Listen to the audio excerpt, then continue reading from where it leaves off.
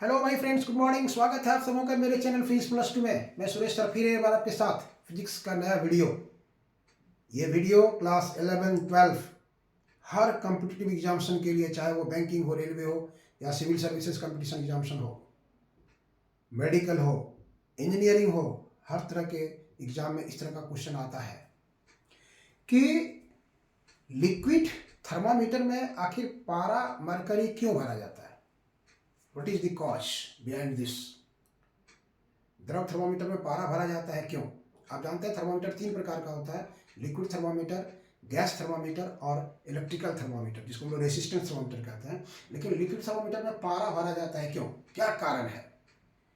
बहुत से ऑप्शन इसका आपको मिला हुआ रहेगा। उसमें एक ऑप्शन रहेगा which is not the cause due to which mercury is filled in thermometer. कौन सा इसमें से निम्नलिखित कारण नहीं है जो जिसके चलते पारा उसमें भरा जाता है। तो क्या क्या कैरेक्टरिस्टिक्स है, क्या क्या पारा में प्रॉपर्टी होता है जिसके आधार पर उसको लिक्विड थर्मामीटर में डाला जाता है। तो आप ध्यान रखेंगे कि फोर्स जो होता है, पढ़ेंगे आप सरफेस टेंशन में, कोहेसिव फोर्स और एडेसिव फोर्स।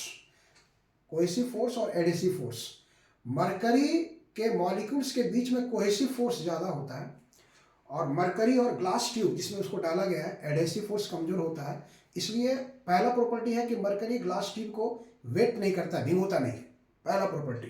दूसरा, अगर आप मरकरी देखें तो वो चमकीला होता है, shining, it has shining nature. और तीसरा प्रॉपर्टी जो उसका है वो ऑपेक होता है, नॉन ट्रांसपेरेंट। मतलब मरकरी अगर उठ रहा है तो उसको आप आसानी से पढ़ सकते हैं, इसके आर पार देखा हुआ नहीं जा सकता है। मरकरी का जो एक्सपेंशन होता है वो यूनिफॉर्म होता है, रेगुलर होता है, उसका विस्तार जो होता है वो रेगुलर होता है।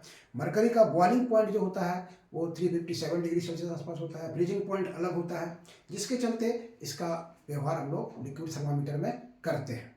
क्या क्या होता है प्रॉपर्टी, आइए एक बार हम आपको फिर से याद दिला देते हैं। यहाँ पर देखिए, द्रव थर्मामीटर में पारा भरा जाता है क्यों।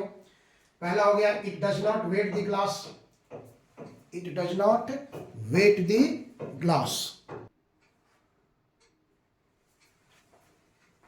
तो हम लोग देखें यहाँ पर कि it does not wet the glass, या कांच को नहीं भिगोता है।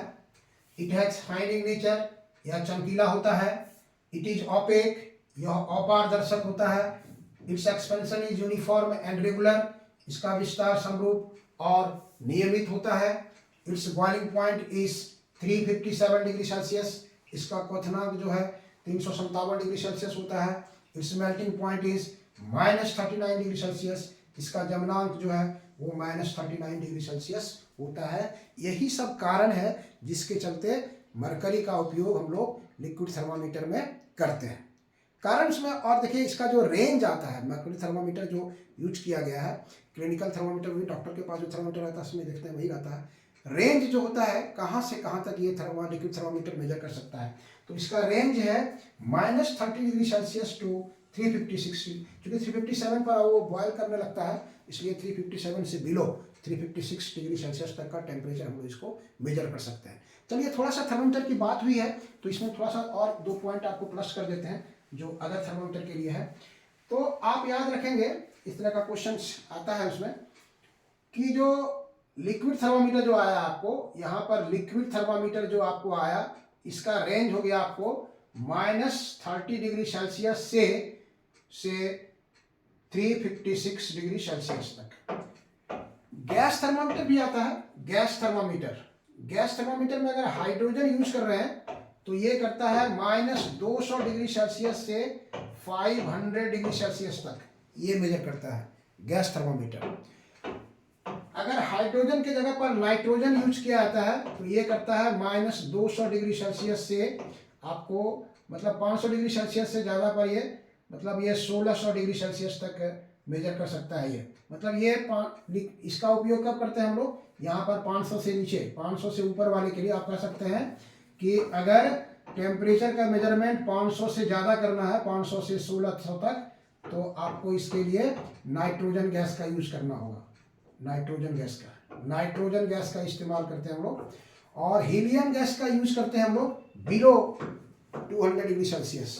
तो -200 डिग्री सेल्सियस से -268 डिग्री सेल्सियस तक ये हीलियम गैस का उपयोग किया जाता है। मरकरी थर्मामीटर में -30 to 356।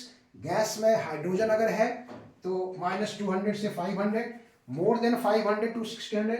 तो ये हो गया आपको नाइट्रोजन गैस। नाइट्रोजन गैस का यूज करेंगे हम लोग इसमें। नाइट्रोजन गैस यहाँ पर इसको करेंगे हम लोग नाइट्रोजन।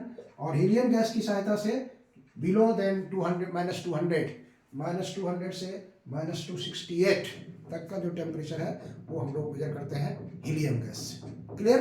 तो इस तरह का वीडियो अगर आपको अच्छा लगे तो लाइक करना, सब्सक्राइब करना और शेयर करना नहीं भूलिएगा, ताकि हर को इसका फायदा मिल सकता हो। चलिए, थैंक यू।